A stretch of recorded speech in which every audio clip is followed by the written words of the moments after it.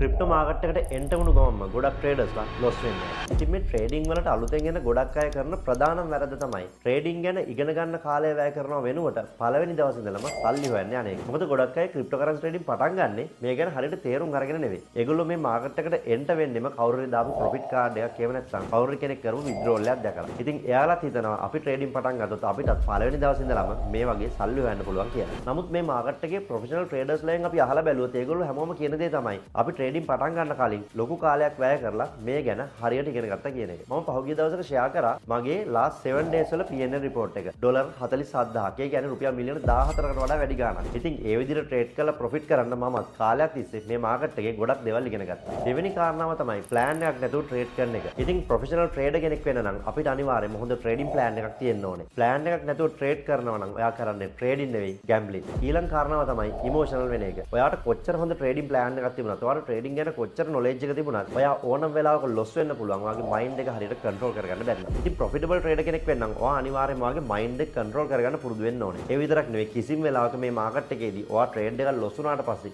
Revenge trading කරන්න යන්න එපා. ගොඩක් අය ලොස් වෙන්න බලපාන තවත් ප්‍රධාන හේතුවක් තමයි ස්ටොප් ලොස් එක දාන්නේ නැතුව ට්‍රේඩ් කරන්න යන එක. ඉතින් හොඳට මතක තියාගන්න ස්ටොප් ලොස් එකක් අනිවාර්යයෙන්ම අපි ට්‍රේඩ් එකක් දාදී දාන්න ඕනේ. ස්ටොප් ලොස් එක දානවා කියන්නේ ට්‍රේඩින් වල තියෙන බේසික්ම දෙයක්. ඊළඟ කාරණාව තමයි ට්‍රේඩ් එකක් ප්‍රොෆිට් වෙද්දී ප්‍රොෆිට් බුක් කරන්න නැති එක. සමහරු ට්‍රේඩ් එකක් දැම්මට පස්සේ ඒකෙන් තමන්ට යම්කිසි ගාණක් ප්‍රොෆිට් වුණාම ඒ ට්‍රේඩ් එකේ ප්‍රොෆිට් එක බුක් කරගන්නවා. තවත් සමහරු එහෙම කරන්නේ නැතුව තමන්ගේ තියෙන අන්තිම ටාගට් එකට එහෙම නැත්නම් ඕල් ටාගට්ස් යනකම් මේ ට්‍රේඩ් එක තියාගෙන ඉඳලා අන්තිමේදී මාකට් එක අනිත් පැත්තට ගියොත් අර ප්‍රොෆිට්ලා තිබුණු ට්‍රේඩ් එක ලොස් එකකින් තමයි ඉවර වෙලා යන්නේ. ඊළඟ කාරණාව තමයි ඕවර් ට්‍රේඩින් කරන්න යන එක. ඔයා චුට්ටක් කල්පනා කරලා බලන්න ඔයා ට්‍රේඩින් කරන කෙනෙක් නම් සමහර දවස්වලට ඔයා දාපු පළවෙනි ට්‍රේඩ් එකම ප්‍රොෆිට් වෙනවා. එහෙම නැත්නම් දෙවෙනි ට්‍රේඩ් එකක් ප්‍රොෆිට් වෙනවා. ඒ දවසේ තව තවත් ට්‍රේඩ් කරන්න ගිහිල්ලා සමහරට අන්තිමට දාන ට්‍රේඩ් එකෙන් ඔයාගේ මුළු වොලට් බැලන්ස් එකම නැති වෙලා ගිහපු අවස්ථාවල් ඇති. ඉතින් මම ට්‍රේඩින් පටන් ගත්ත කාලේ මේ වැඩේ ඕන තරම් කරලා තියෙනවා. මට මේක ඕනේ තරම් වෙලා තියෙනවා. අන්න ඒ නිසා ඩේලි ටාගට් එකක් තියාගෙන ට්‍රේඩ් කරන්න පටන් ගත්තා. ඒ වගේම තමයි මේ ට්‍රේඩින් අලුතෙන් පටන් ගන්න හිතාගෙන ඉන්නවා. හැමදාම ට්‍රේඩ් කරන්න ඕනේ කියලා. සමහරුන්ට දවසට එක ට්‍රේඩ් එකක් හරි දැම්මේ නැත්නම් නිින්ද යන්නේ නැහැ වගේ. ඉතින් එහෙම නැහැ. මමත් හැමදාම ට්‍රේඩ් කරන්නේ නැහැ. මම සමහර මාසවල මාසෙටම ට්‍රේඩ් 4ක් 5ක් තමයි දාන්නේ. ඉතින් ඒවයි මම ලොකු ප්‍රොෆිට් එකක් ගන්නවා. අන්න ඒක හොඳට මතක තියාගෙන